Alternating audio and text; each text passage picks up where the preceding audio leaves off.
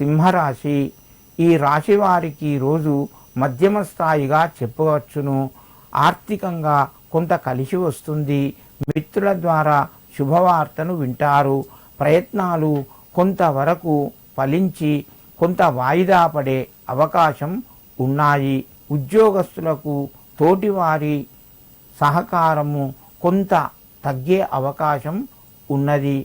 నిరుద్యోగ ప్రయత్నాలు ముందుకు వెళ్తాయి. ఆర్థిక పరంగా కుటుంబ సభ్యుల యొక్క సహకారం మీకు ఉండడం వలన కొంత ఇబ్బందులను తగ్గించుకుంటారు. సింహరాశి వారు ఒక శుభవార్తను వినే అవకాశం కూడా ఉన్నది. ఈ రాశివారు ఈరోజు షిరిడి సాయినాథాయ నమః అని చెప్పి ఆ యొక్క షిరిడి సాయిబాబాను లేదా సాయిబాబాను నమస్కరించి మీ పనులు ప్రారంభించండి.